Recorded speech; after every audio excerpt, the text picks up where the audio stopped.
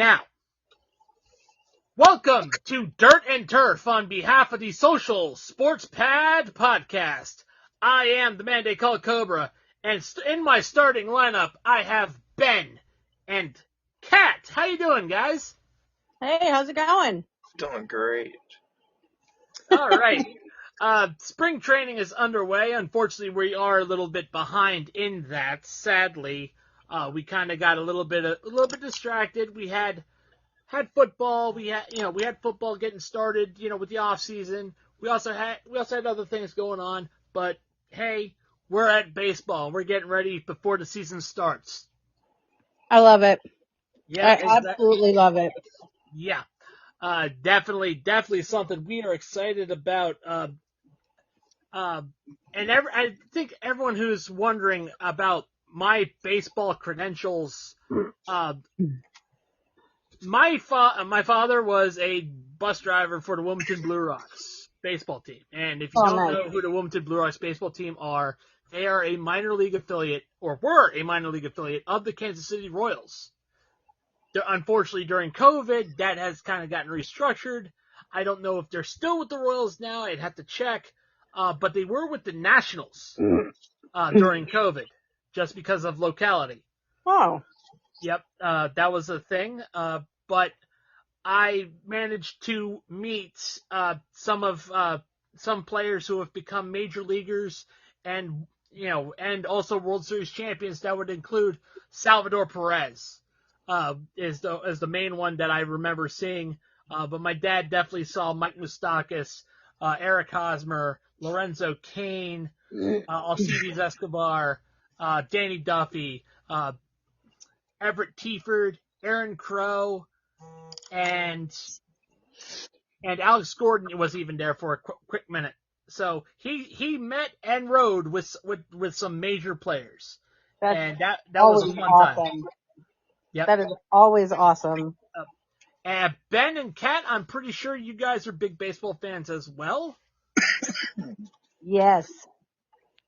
Kat, why don't you tell us your baseball acumen? Well, I also got my love for baseball from my dad. He was born in 1947. So when the Orioles started in 1954, he was a little kid, but he was hooked from day one. And that's just kept going. He was also actually a really big fan of the Colts. He got to see Johnny Unitas play. He also got to see the Mayflower truck ship his team over to Indianapolis too. Nobody saw that. Football. Nobody saw that. Okay, that's still such a sore subject for people in Baltimore. Like, I can't talk to my aunt. To be fair, they should have done that to Andrew Luck. Put him in a Mayflower truck and send him to Baltimore. He'd probably still be playing in the league. Maybe. Again, enough about football. But his love of football just kind of transferred into his love of baseball, and those were really the two big sports growing up for us. But he remembers, well, he's passed now. He passed 3 years ago, but he would tell stories all the time about getting to go see, Boog Powell and Brooks Robinson and Jim Palmer and gosh, too many names to remember all of them, but those are the top three for him. And he passed that on. He could remember dates and like scores of games.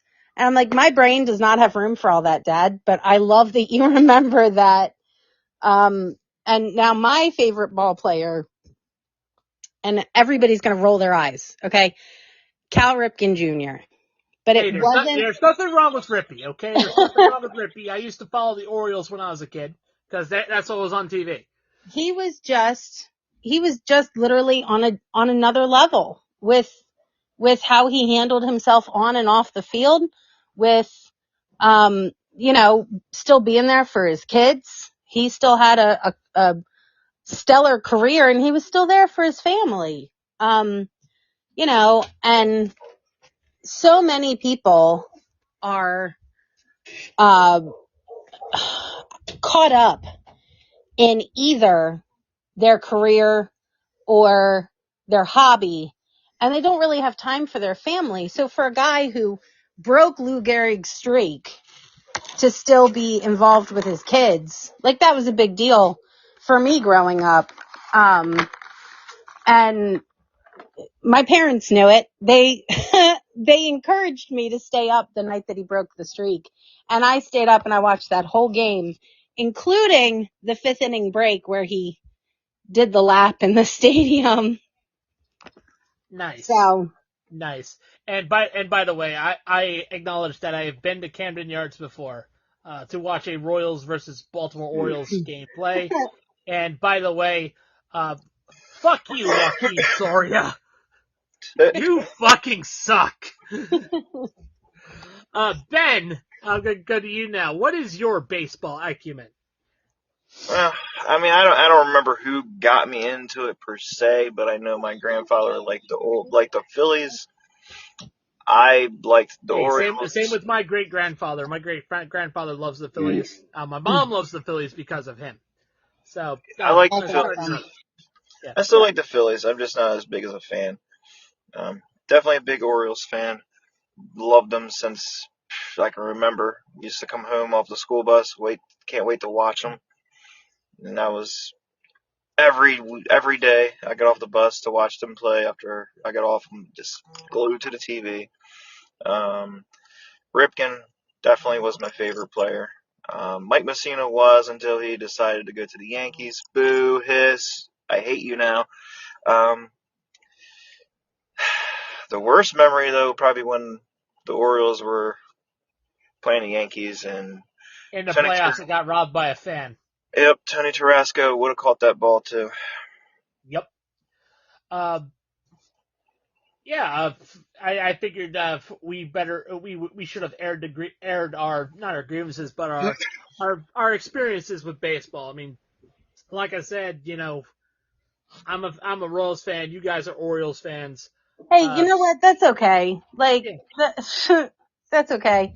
You're But not a again, Yankee fan. all of us have childhood experiences that brought us to this lovely American pastime called baseball. You Yes. know, where the smell of the grass, the hit of the bat, the ball hitting the glove, delicious beer, you know, the greatest things about baseball.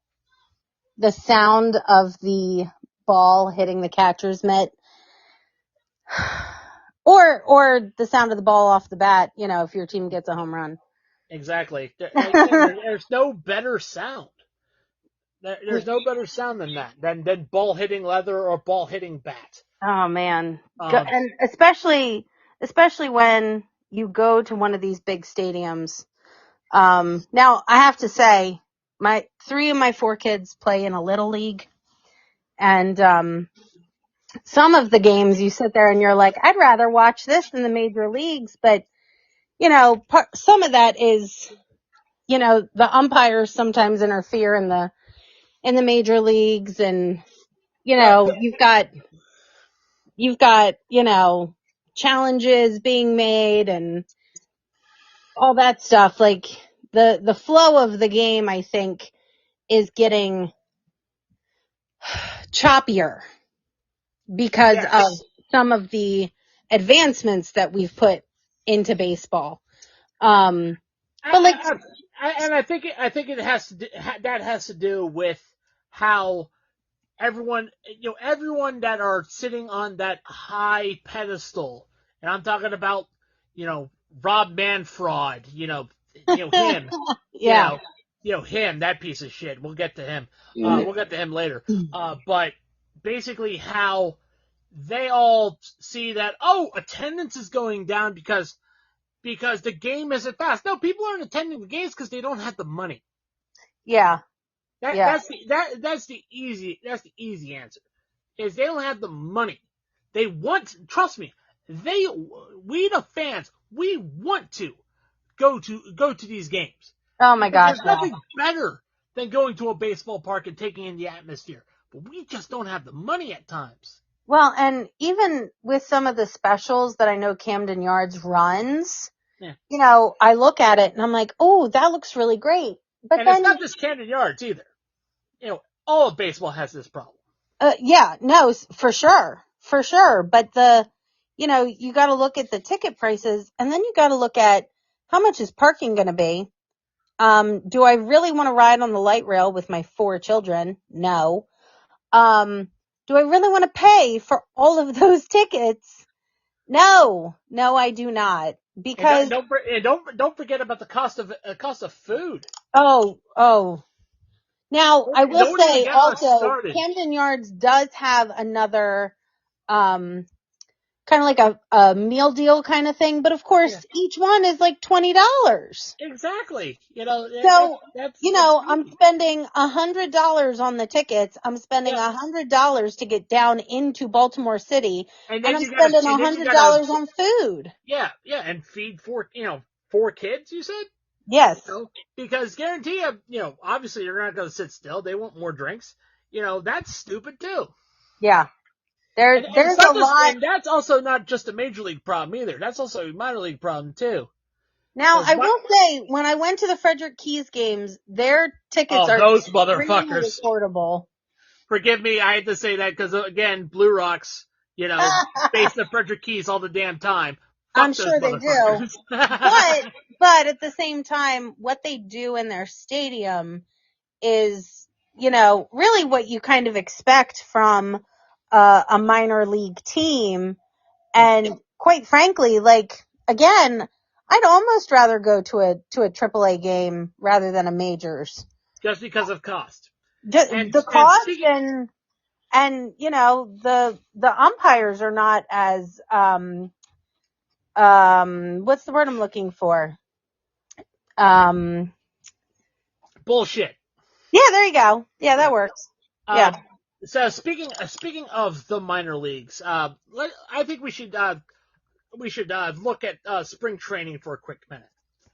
Oh yes. Yeah, we're gonna look at let's look at spring training for a minute, and in the Grapefruit League, obviously we're seeing that the Baltimore Orioles, they are just as of the 8th of March, they're currently kicking it right now. They are 11-2. Their last 10, they're 8-2. They've just been kicking it. It's when I was younger, we had a really solid team.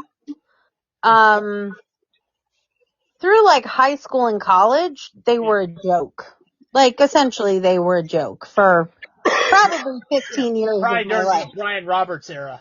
Yeah. Poor Brian. Yeah. Which, by the way, I know I've said this to you before, but small market clubs unfortunately have a 5-year gap. Pretty much when small market clubs start getting hot, they have a 5-year window to get success. So here's the issue I have, though. I don't feel like the Orioles are a small market team, though. Because the simple fact... They technically are, by the metrics of the salary cap. Well, I don't know. They have a new owner coming in, so, I wonder if he has more money. They have multiple ownership new and owners. money. Ownership and money, sadly, doesn't mean a thing in the And MLB. here's the other Unless thing, you're though. the Athletics. Yeah, right. And this also is my big huge beef for my Baltimore teams. Okay, we constantly get overlooked because we are in between Washington D.C. and New York City. We constantly get overlooked.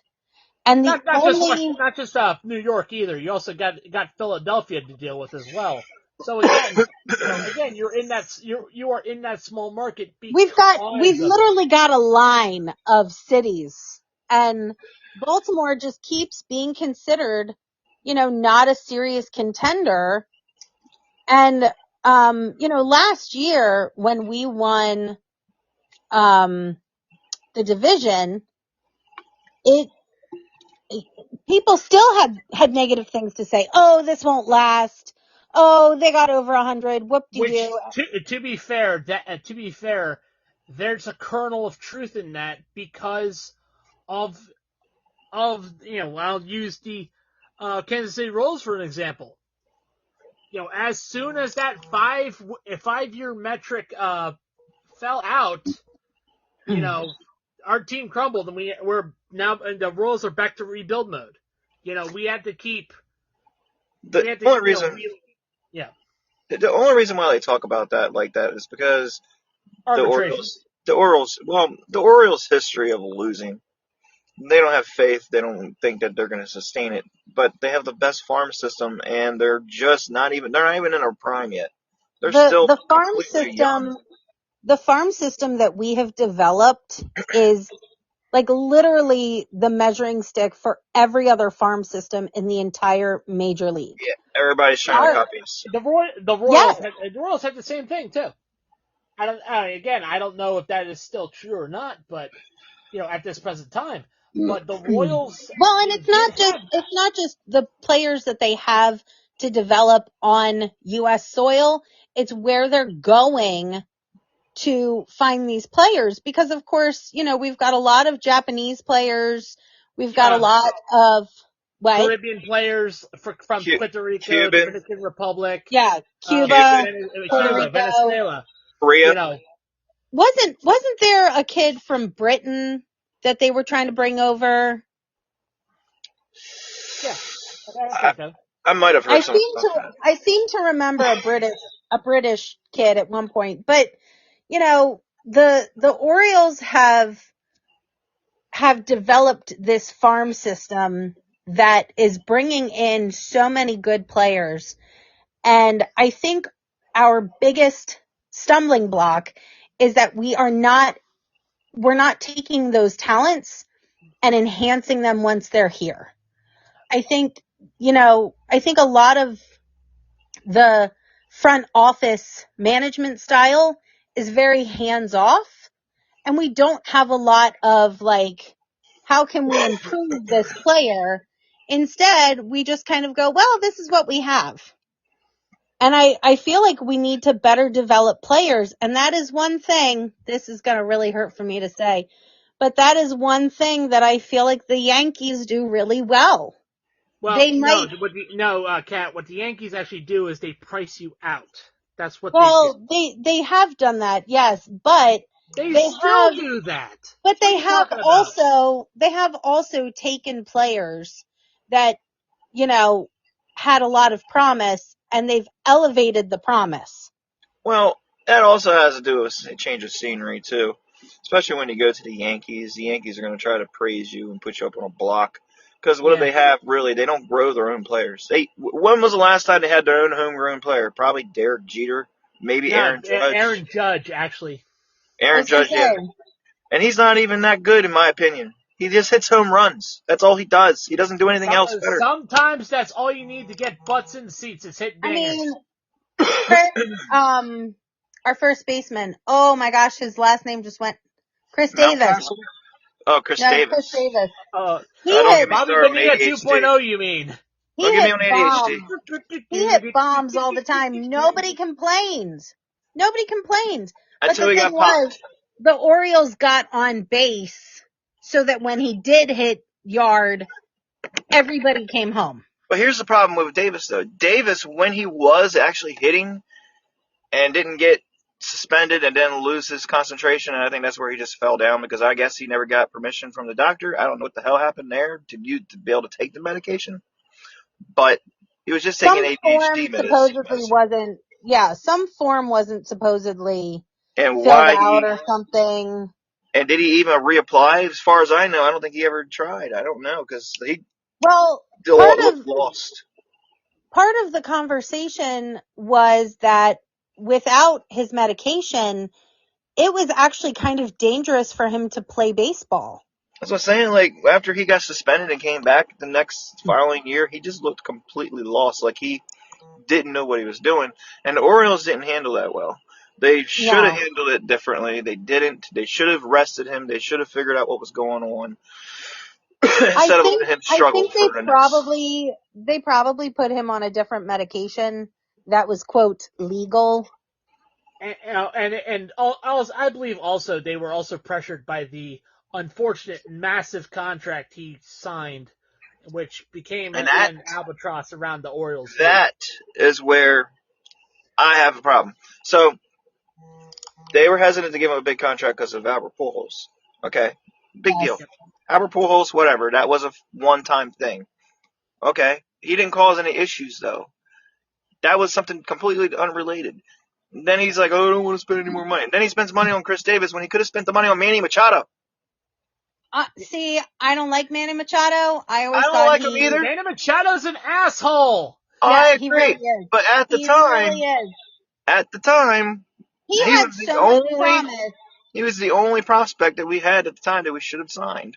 Mike And Moustakas was a better ball player than him. But here's the other thing. Here's the other thing that I really and truly believe has an impact on every single team. I don't care what sport it is. I don't care what level you're playing at. If you don't have the right chemistry between your players, if your players don't mesh a certain way, they are not going to perform. Well, here's how I feel about that. I agree. Because this I really think Manny Machado brought a bunch of guys down. I don't know if he brought the guys down. I think it was more or less. He brought him down because he started to get star power. He started to let his ego, hit his head. He started caring about himself. I don't think he more or less put the team. I don't think the team struggled because of it. I think it's just more or less he struggled because of it. Yeah. I don't think he would ever think that he was struggling. I think he would say that the team was holding him back. Well, of course, he's always going to say that because he's a prima donna. Yes, and he's a decent ball player. So when he left, I was not sad to see him go. Okay, I was not sad. He is a great ball player when his head is actually even on his shoulders. Is he even playing right now? I've completely lost he's on track. He's on the Padres. He's still on the Padres.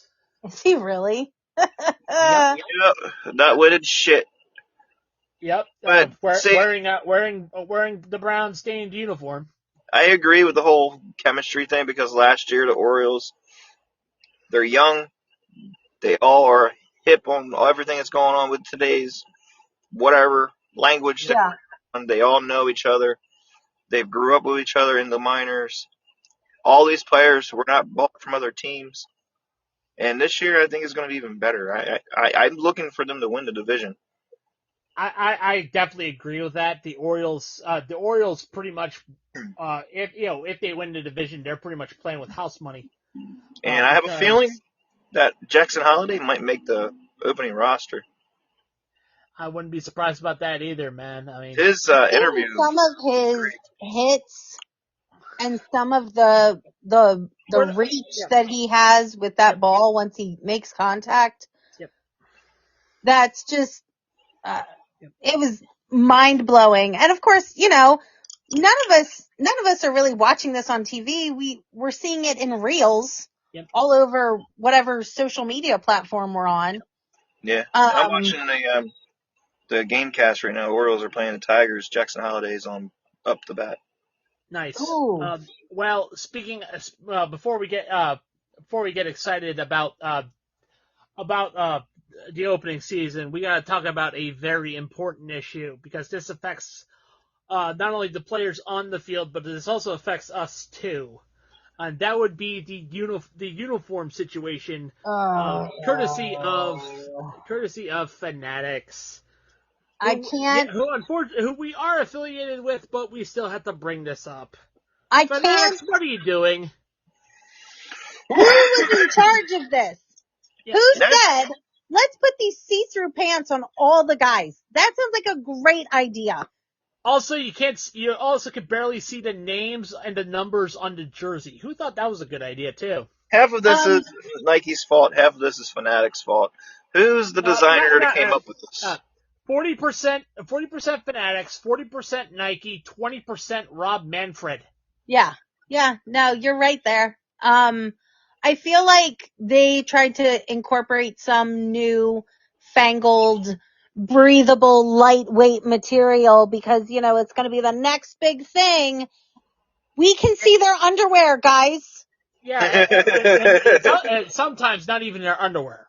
All right. Well, Why Sometimes did no one, you can actually see the outline of their balls. And like, I'm not talking about baseball. who looked at this on like a model and said, that looks perfect? Who was this? Maybe they didn't have a model.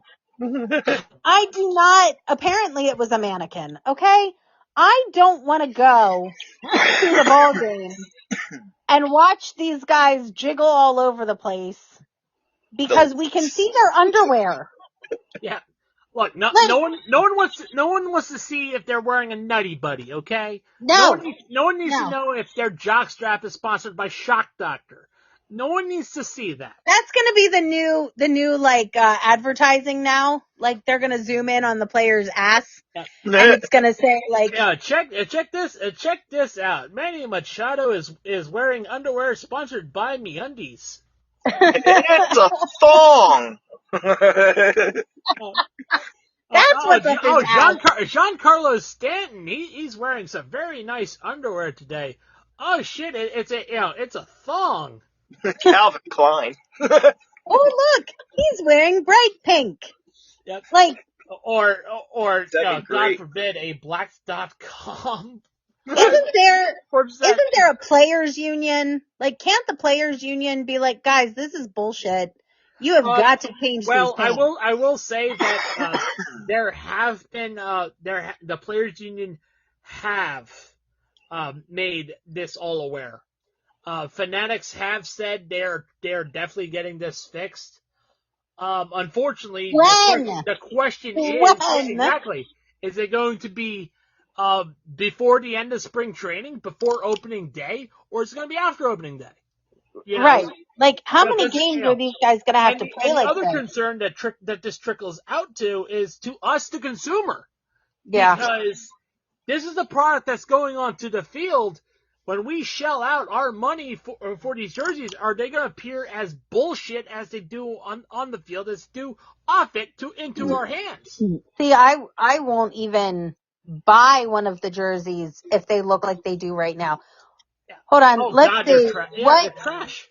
They don't even have my size, so I can't buy one anyway. And also that also trickles down to the NHL too, because next year they're getting sponsored by Fanatics. Is that going to fuck them over? Oh my God. Isn't that like a 10-year contract or something? Yeah. Can you imagine? Can you imagine football imagine players in this material, in this fabric? Yeah. One, I can definitely tell you a lot of players and goalies would probably get fines. Here's another because some of their equipment will have like the older logos. Like you'll see Reebok, you'll see Jofa, you'll see Brown, you'll see McKenzie, you'll see other brand names other than what they're contracted with. So yeah. Well, here's a question. I wonder if this material is easily torn, because all this sliding they do. That's another question too. Yeah. I actually, when I first saw these pants, and I was like, this has to be a joke. Somebody had to have like photoshopped this, and then of course, again, we can't really watch. Yep. And even worse, there was a pants shortage too. There was a pants shortage? Yes. Yeah. Even worse. Stop. So when it rains, it pours, cat. Good Lord. So anyway, we got to get away from the uniforms as quick as we can. So who do we think? Let me pull this up for a minute. We're gonna do our our division predictions. Oh yes. So for the AL East, who do we think is gonna win? I really, and everybody listening is going to be like, well, of course she said that. I really feel like the Orioles are going to get it done this year. I think so too. I think so too. They look more solid. We have so many of the same guys coming back this year, and they want this to get done. They are not wanting. because they hear all the negative stuff. They hear, Hey, Cat, we'll try to shorten this. We'll try to shorten this 1 minute. I know you got to go pretty soon. yeah. Well, Ben, who do you think? We're just gonna say what team. Don't even have to say a reason. I'm going I'm trying to Orioles. help you out. Ben, I'm who do going you think? I'm going Orioles as well. I mean, even though yeah. I'm a homer, but they have the talent. Whatever. It's whatever, man. So this is the AL Central. This is Guardians, Twins, Tigers, Royals, and White Sox. Who's winning this division? Oh, that one is a toss up for me. Nobody's really improved. I think this is an up for grabs division. I think Yes. strangely I'm going to say Kansas City. Not because I'm a homer, but because they. No, wait, retract that. I'm going to say Minnesota. Honestly, I think after the Chiefs won the Super Bowl, I feel like the baseball team is gonna have a little bit more of a fire under their butts. Maybe. So That doesn't always translate. So you're going that to say Royals. Royals would be okay with me for that. Yeah. Ben? Yeah, I'm going Twins as well. Yep. All right. AL West. This had the Rangers, Angels, Mariners, Astros, and Athletics. Who's winning this division? I so badly want it to be the Athletics, believe it or not. Sadly, that ain't gonna happen. It's not gonna happen it's in a not, long but I time. want it to happen because that is the only other team that I watch at all. But we got to be realistic here. I mean, the Rangers are the defending World Series champions, and the Astros still have trash cans. And the Seattle Mariners are just getting better. But but the Mariners also have a bad habit of kicking their fans in the dick. Yeah. I don't think the Mariners are going I'm gonna anywhere say this this year. is still the Astros division. Probably. Wild card. I'm gonna say the Blue Jays and the Rangers. I'll go with that. Yep. I feel like the Blue Jays are always knocking though. Like they're always kind of like peeking their head in the door and they're like, "Hey, we're still here." Kind of like, here's I know Johnny. there's a lot of people. I know there's a lot of listeners going, "Why don't I say the Angels?" The Angels have more problems to deal with. His name is Artie Moreno. And so for the National League, start with the East. We have the Phillies, Mets, Nationals, Marlins, and Braves. Who's winning this division? I'm saying Phillies. Who are we saying? I'm gonna go with Nationals. I'm going Braves. Okay. Okay, all three different. Good. So now the Central. We have the Cardinals, Cubs, Brewers, Pirates, and Reds. Who's winning this division? You know Can I what? pick the lowest team? Yeah, Can go we ahead. do Well, they that? haven't played yet, so it's Okay, I'm gonna say Pirates, bottom of the barrel. ooh. So I'm going with the Cubbies. So I was listening to ESPN, or not ESPN, I was listening to MLB radio this morning, and they were talking about how the Reds are kind of like the Orioles youth-wise. I'm going with the dark horse. I'm going Reds. Okay, Which that's by fair. the way, I also know someone at the Reds. His name is John Sadak. He's their broadcaster. Nice. Oh, Yep. So I've met him personally. He's a nice guy. And finally, the NL West. This is Giants, easy. Dodgers, Padres, Diamondbacks, Rockies. Who's winning this? Everyone say Dodgers. Yeah. Dodgers. Yeah, there's no way they lose this one. All right, and finally for my wild card teams, I'm gonna say Padres and Brewers. I'm gonna go Phillies and Brewers. Shit. Sorry, I'm gonna retract the Padres. I'm gonna put the Braves. Actually, yeah, I'll retract the Brewers and put the Diamondbacks.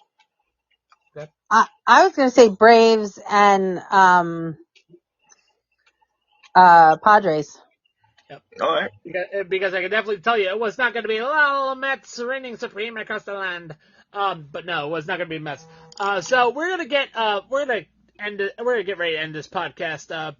Kat has to go. She is running low on battery. So anyway, that is it for the dirt and turf. we not only deliver facts and analytics, but we also deliver dingers. I am the man they call Cobra, and on behalf of our affiliates on Spotify, which would be Duke Cannon, Bulletproof Coffee, Sleeves, Dr. Squatch, Fanatics, Fanatics and W W Energy. Energy.